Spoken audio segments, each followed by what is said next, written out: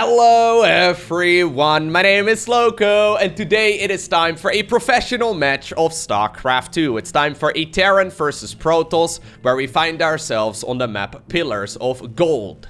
Spawning here in the left bottom side, playing with the blue Terran pieces. He's from France, he's playing for Team Liquid.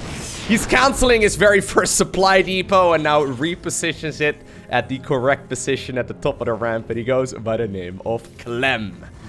This is one of those things that sometimes happens where you accidentally misposition your structure. So in this case, I guess he put it like a little bit too to the left or too far to the left or something. So he couldn't complete the wall off. It's one of those things that very, very minor. I mean, it only cost him 25 minerals, but I feel like mentally speaking, at least in my own games, I feel like I suck right from the get-go. It's one of those things where it hurts a lot more mentally than it does actually in in-game minerals. Now his opponent, going for what seems to be like a semi-wall off right over here at the front of the natural. Playing with the red Protoss probes from Poland and also playing for Team Liquid. These two players are indeed teammates. He goes by the name of MaNa. Alrighty, so here we go. Team Liquid, I mean, I'm assuming at the very least if you watch any esports whatsoever, you're familiar with Team Liquid. They've been around for a very long time. One of the highly respected esports organizations out there. And, well, I'm personally glad that they are still supporting StarCraft 2 as much as they are. They recently actually picked up a couple of new players. Well, recently, earlier this year. One of them being Mr. Clem. And, yeah, I mean, this guy is on absolute fire. He's already one of the greatest Terran players in the world. I mean, okay, so once again, spoiler alert. He almost ended up defeating Raynor in the DreamHack Masters tournament that just took place last weekend, and Raynor then went ahead and won the whole thing. I genuinely think if Clem would have been able to make his way to the grand finals, so he lost against Raynor in the semis, you know, that there was a chance that, you know, he could have actually won the whole thing. The guy looks ridiculously good right now, especially when it comes to the Terran versus Zerg matchup.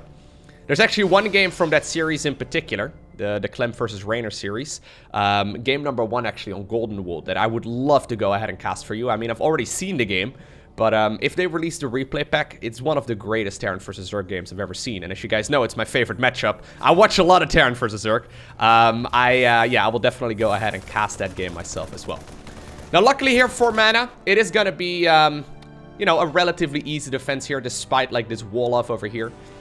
Sometimes it can be a bit of a troubling situation to be in when you go for, you know, the low ground wall over here. Sometimes it can be difficult to defend against that very first Reaper. But this Reaper over here, I mean, it went straight to the natural and it didn't really get too much done here whatsoever. Clem making the transition right now from the barracks into the factory. Also now adding on the reactor. Probably will just start up that marine production here very, very shortly.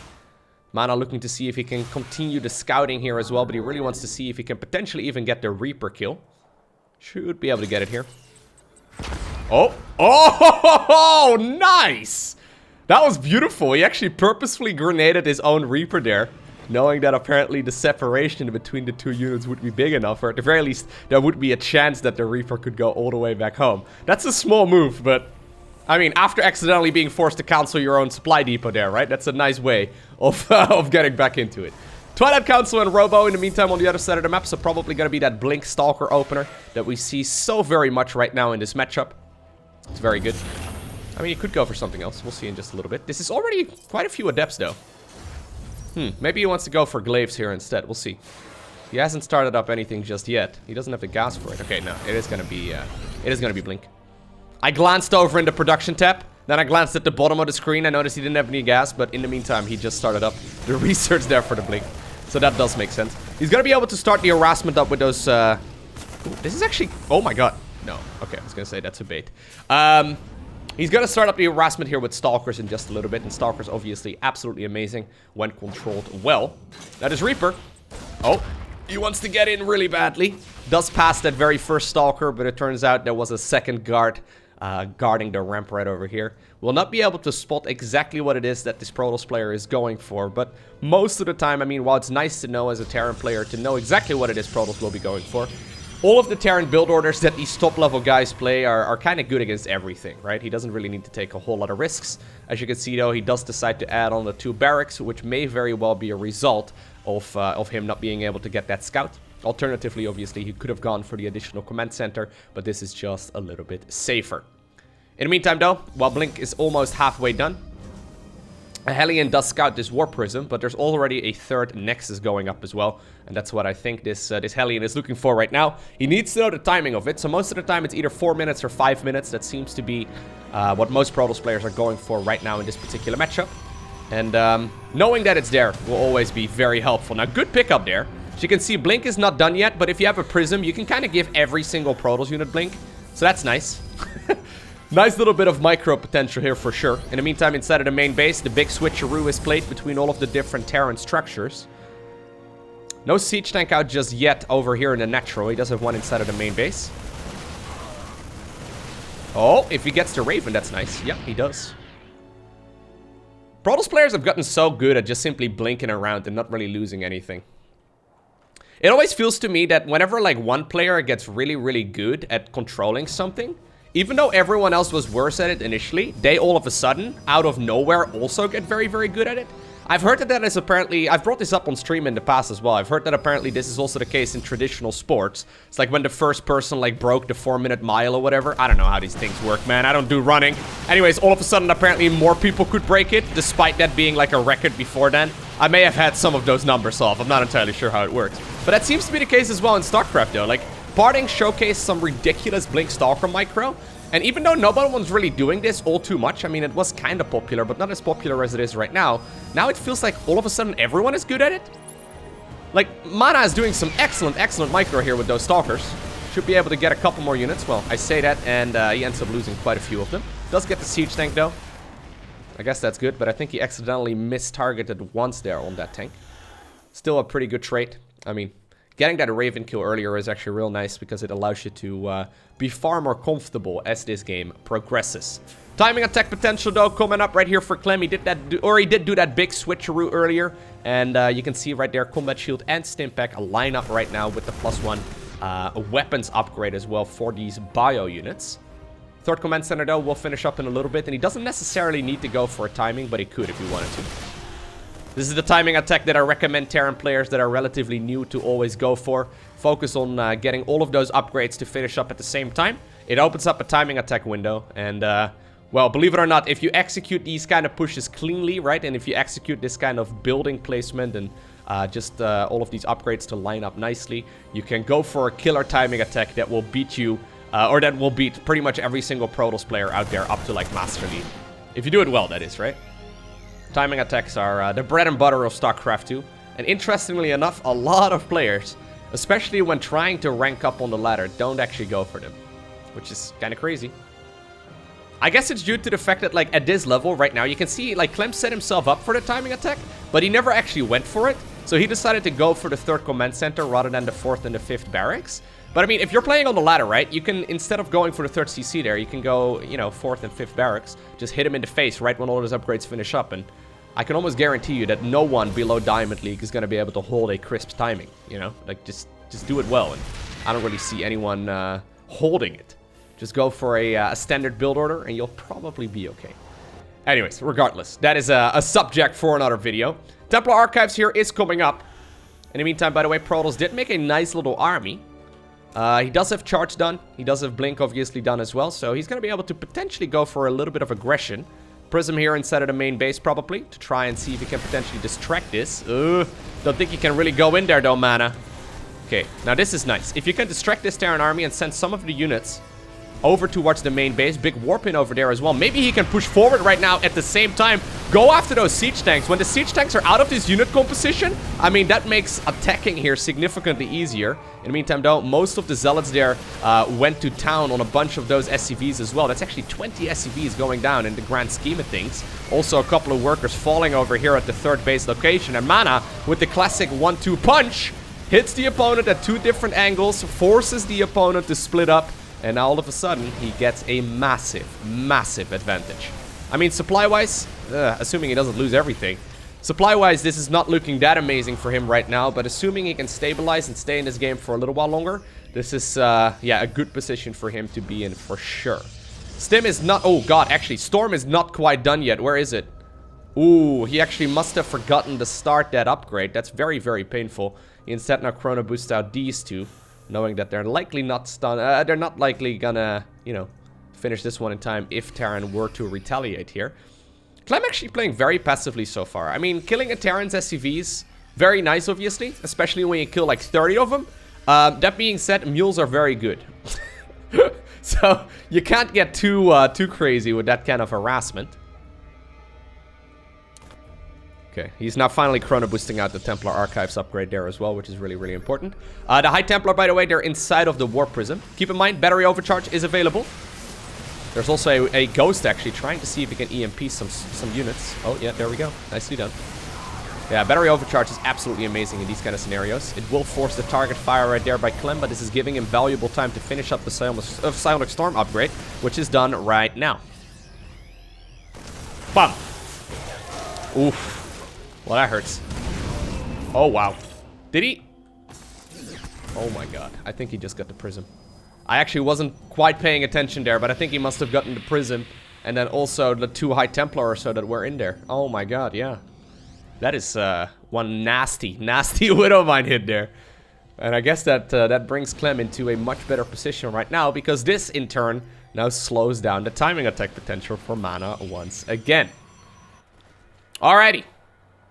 So what's going to be your next order of splash damage? That's kind of the question to ask right now, right? Will it be Disruptors or will it be Colossi? He's first off going to secure the 4th Nexus right now. Generally speaking, it's going to be one of the two, so just Storm. I mean, it's a little bit risky, especially when you know your opponent already has Ghosts out. I mean, Ghosts are absolutely amazing, and when they land one of those EMPs, that's going to hurt quite a bit. You don't really want to go for Archons necessarily here. I mean, maybe a couple mixed in is not a bad idea, but you don't want to go too heavily on that source of splash damage. So going either Disruptor or Colossus is probably going to be the name of the game. Now he is really prioritizing upgrades. So he's been researching with Double Forge here for pretty much the entirety of the game, which is really, really nice. Right now he's up to 8 gateways. These additional gates will actually bring him all the way up to 11. One big Widowmine hit, by the way, over on all of those Zealots. Basically an EMP right there, right? And then a little bit more. Yeah, that's gonna force this this Protoss player to now wait for just a little bit. Terran army is starting to look pretty scary, though. Ooh, is he really gonna fight this? Good EMPs once again. By the way, for those of you wondering, the High Templar are inside of the Warp Prism, even though that's quite a risk. Because of the fact that if you EMP a Warp Prism, the units inside of it will still have their energy. So if you have the High Templar inside of the Prism, and, well, they get stormed, or sorry, they get EMP'd, it doesn't really matter. Good defense here this time around. Doesn't lose that many workers. I don't think he actually lost a single one, which is really, really good. 4th base, though, has been acquired right now as well by the Terran player. And there it is, by the way. Ooh, is that a triple Robo follow-up? Triple Robo with a Robo Bay. Alrighty. So he wants to go heavy, heavy, heavy Disruptor or Colossus play. Assuming it's going to be Colossus. Pretty freaking fantastic unit here. Really not that much anti-air available. I mean, there's 2 Vikings.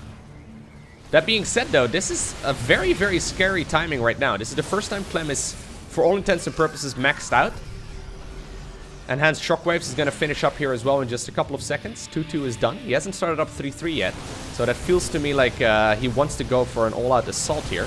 Question is there going to be enough? This map, oh man, it has so many tight choke points. Good EMPs here in general, but I mean, I think there's just a little bit too much Protoss. MaNa, with a smaller army, seems to be holding his own just fine. 2 more High Templar coming from the 3rd base. Land a massive Psionic Storm. And you can see, like, this map layout, it really does favor Protoss in these kind of scenarios, right? I mean, being forced to go into these choke points, it forces this Terran army to clump up a lot. And there we go, by the way. Well, he's not going to go for triple Colossus production, but he is going to be able to pump out 2 of those laser giraffes right now all at once. Interestingly enough, he actually gets the Prism upgrade first. I always get the 2 confused. It's either Prism upgrade or it's the Observer Speed upgrade.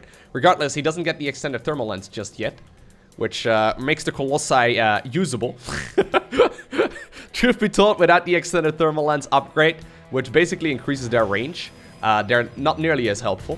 I think it increases their range from like 6 to 9? Or is it 5 to 8? Or 6 to 8? I don't know. Something along those lines.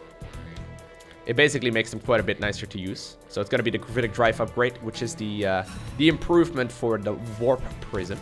Means that this bad boy is going to be a little bit quicker here.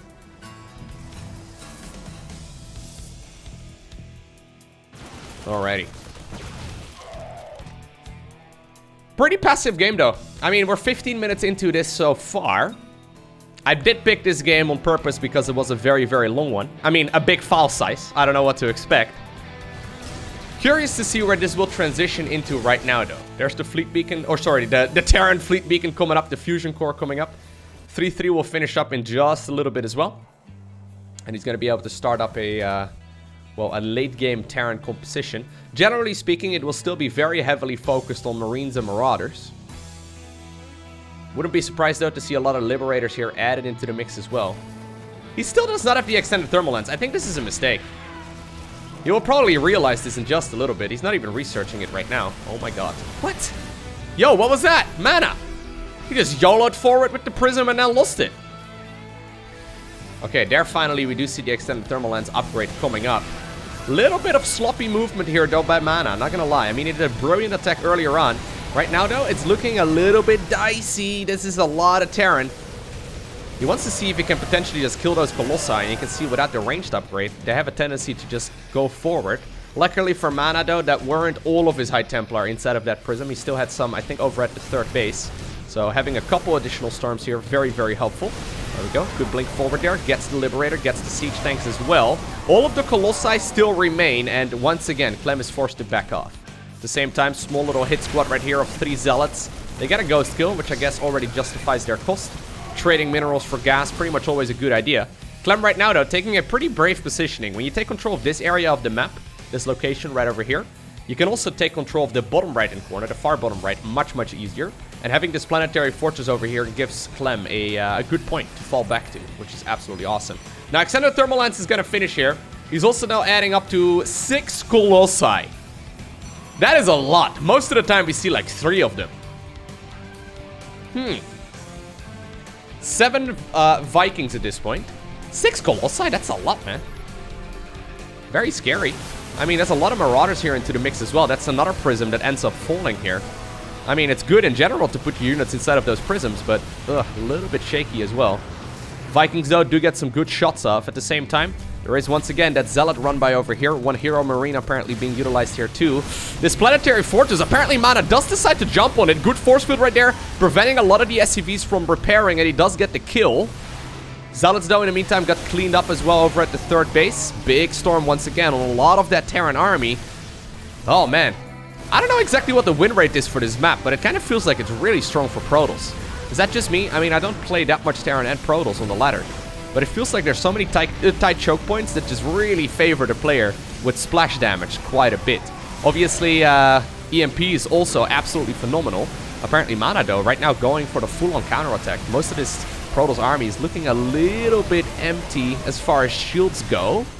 There's still so much Protoss, though, dude. Look at this. This is an awful lot of damage that's being dealt right now by MaNa, especially with those Colossi. They're just softening up a lot of these Terran bio units. I mean, technically speaking, Marauders, they're good against Colossi, but realistically speaking, though, if you have a whole bunch of them, I mean, the range improvement is just absolutely awesome. Problem, obviously, is when you go too heavily into those Marauders, Protoss can just look at that and think, okay, I guess I'm just going to go back to, once again, that Immortal production, right? Immortal's awesome. I mean, the thing is, right now, Clem knows that it's going to be a heavy Colossus focus, so he's probably going to make a lot of anti-air, a lot of Vikings, a lot of Liberators, and then he's going to add in a whole bunch of Marauders, too. If you then just switch on over to that Immortal production again, you can get a lot of damage done, because the Vikings are pretty much completely nullified, and, well, I mean, the Liberators are relatively easy to clean up as well, using those Stalkers. So it's a nice little mind game there. In the meantime, though, MaNa also teched up towards the Dark Templar. They're going to be able to make their way towards this newly acquired base, which is the old main command center. That's going to continue mining over there. 1 Liberator actually being very annoying here for Clem. Or by Clem. Yeah, you can't reach that. Ugh, that's such a pain. That is the advanced ballistics upgrade done right there. And that does mean that those Liberators can siege up from very, very far away. Stim and scan. Hello. Scan. There we go. Okay, well, EMP also works. At the same time, Stalker's trying to see if they can potentially get the kill right there on that newly acquired command center. This is a fresh one. Looks like the Vikings do manage to get the final hit there on one of those Colossi. Very technical game so far, though. While this is all going on, right? This is mostly just MaNa trying to deny the Terran player bases over in this corner, while securing that position in the opposite side instead. By the way, this 1 Liberator has been denying the mining here for a very long time. This is kind of crazy. Like, this is an entire base pretty much nullified right now just because of one Liberator. This is such a painful position right now. So, advanced ballistics. The ranged upgrade there for the Liberators. Very, very helpful. Ranged and speed and all those upgrades, right? They're such pinnacles, I guess, of strategy games. As someone who used to play a lot of MMORPGs, one of the stats I always looked at was just DPS, you know? Like, damage per second was always very, very important to me. Not really thinking about the fact that, well, movement speed and range and all that is way, way, way more important in a game like StarCraft. Anyways, Orbital Command, once again in trouble. This is not a planetary fortress, so significantly easier to push into right now for MaNa. At the same time, though, drop in the top left-hand corner will get cleaned up. One Archon gets morphed in, but I don't think that this one is gonna live to tell the tale, although apparently Clem feeling a little bit generous there for just a little bit. Liberators right now, though, beautiful zoning here with those, forcing the Protoss army to go all the way around, and by the time that he goes around, obviously, he's gonna be in some trouble. At the same time, there's also some Dark Templar harassment here over at the old 3rd base. There's some detection over at the Planetary Fortress. One High Templar bravely moving forward, does not get the hot pickup, but MaNa is ready to apparently continue fighting here.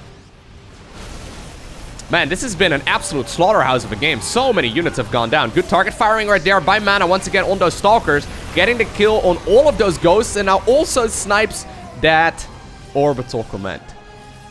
New Orbital Command though? Where is it coming from? Oh, he's just flying it all the way from the 4th base towards that location. Still, there's one Liberator denying this entire freaking base. There's one Phoenix right now coming up. I guess just specifically tasked to get rid of that Liberator. But this denial here, I mean, you didn't get the kill on the Nexus. Didn't commit very much here at all.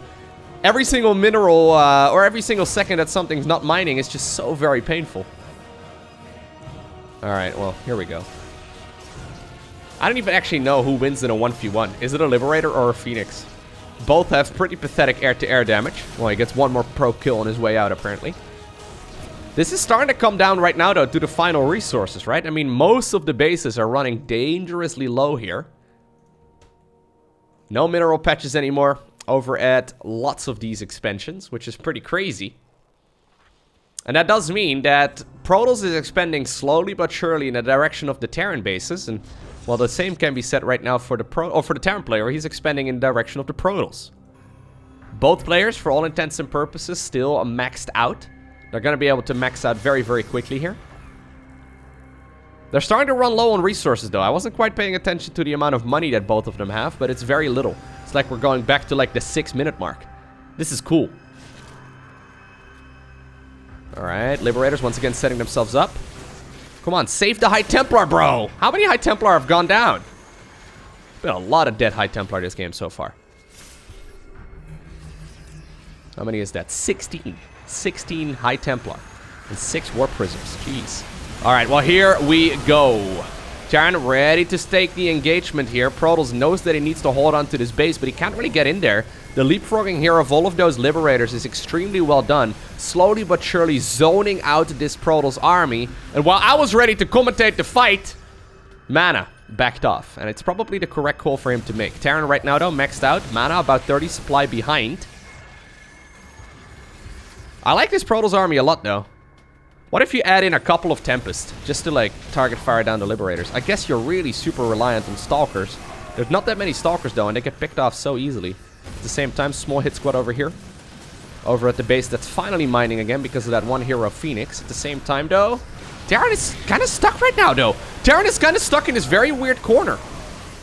Ooh, Colossi getting a lot of value once again from that incredible ranged upgrade that they have. Ooh, most of these robotics units right now completely left to their own devices. This is an extremely scrappy fight. I think MaNa is probably going to be able to get rid of this army here eventually. That being said, though, how much is it going to cost him? Right now, yeah, the Colossi, once again, just beaming away at so many of these Terran units. Liberators get picked off one at a time. Drop over here, apparently, will get cleaned up as well eventually by the Zealots. But he did end up losing the Nexus over here, and he also ended up losing the Nexus over in that position. One Dark Templar, actually, during all of this, now gets 11 kills. And I think there was actually another one here somewhere as well that just now got picked off. Actually, no, it's right over here. This one already has 13 kills. So while that was going on, MaNa actually found the APM to send in a couple of the Dark Templar to slice and dice away at those at all of those SCVs. And that's very painful. Every single scanner right now is a mule, right? Right now, Clem is actually sitting only at like 32 workers. He did not secure the bases again in the bottom right-hand corner. So while he denied his opponent economy, he didn't like gain any more eco himself. So these mineral patches over here are mined out. That means that this base over here at this point is now his lifeline. And because of the fact that the Liberator over here, right, it was denying this location for so very long, this base from MaNa still has a lot of money in it. I didn't think that that was going to be particularly relevant here, but it turns out it is. When it comes down to the final resources, having one additional base, because it couldn't mine earlier, is absolutely amazing. Love the fact, though, that this is constantly being patrolled right now, so MaNa has a Dark Templar on the job. Big High Templar drop, actually, over at the newly acquired base that he acquired for the 17th time. Ooh, good feedback right there as well on the Ghost. Another Storm will get a couple more kills. And MaNa, dude, MaNa is doing an incredible job keeping this Terran player's economy relatively small. I mean, look at that. 89 worker kills here in total. He now actually grabs the supply lead. Yeah, this is some really stellar late game play right here by MaNa. I always get a little bit scared, though, when there's that many Liberators up in the air. But so far, he's been dismantling it very nicely. Clem doesn't have a lot anymore. He's starting to run out of money. Yeah, he just doesn't. He just doesn't have a lot. And right now, because of this fact, right? He can't really harass anymore. He doesn't have the option anymore to split up his units and go for like a split push. He just doesn't have enough army for that. And if that's the case, this base that he denied earlier is gonna mine out eventually and give the Protoss player way more stuff. He's now even taking the expansion here all the way in the bottom right-hand corner. Clem actually now double-checking this as well. Turns out he comes here at the correct moment. At the same time, though, he sees the red dots right there on the minimap. And he knows where the Protoss army is located. This is 100 Protoss supply versus about 80 Terran supply in army. Okay, good blinks once again. Huge EMP, though, on all of those Stalkers. High Templar. Getting some juicy storms done here eventually. Planetary Fortress also gets picked up. I don't even know if that's worth it, man. I feel like he shouldn't even have been engaging that Planetary Fortress right now. Look at the Terran army. It's going all of a sudden in a huge arc, negating a lot of the splash damage. Clem pulling a rabbit out of a hat, and he actually does win that fight. Oh my god. This is 69 army supply. Nice. Remaining right now for the Terran player. Only 20 workers. He will be able to get the kill right here on the base in the bottom right. One hero Dark Templar, though, going after some of these Terran units as well. MaNa is actually now in a little bit of trouble. Base in the top left-hand corner, not being able to mine this one for the most part, just because of those couple of Liberators that have just been harassing this for so very long. The base over here, though, is still generating income, and that is huge. Another Dark Templar, though, on this only mining base. There's only one mining base right now for this Terran player. Couple of Phoenixes joining the fray. Oh my god. MaNa desperately trying to reproduce an army. Losing 3 Liberators there is actually very painful. Keep in mind, just Clem can't really, like, reproduce, right? Like, this is all he has. He needs another base. Bottom right-hand corner is the only base, or like these two bases, I suppose. Like, these are the only locations where there's still minerals present. Despite him winning that engagement just now with significantly lower supply, the Protoss player is rebuilding. That being said, there's like no splash damage anymore. There's just 2 High Templar, no Colossi. It's just Zealots and Stalkers going up against mostly Marines, Marauders, and Liberators. Storms, though, very scary. I feel like MaNa may just have to give up this base. Just give it up. You don't need it. He doesn't know that, though. He doesn't know whether or not the Terran player has the bottom right-hand corner. Big Storm actually coming in from the back. Hero High Templar sacrificing its life for the Protoss. Another High Templar now coming in from the front. And I think that MaNa has done it in a ridiculous game where I don't know how many High Templar have died here. Can we have a look? How many High Templar have died? 23 High Templar. That's pretty insane.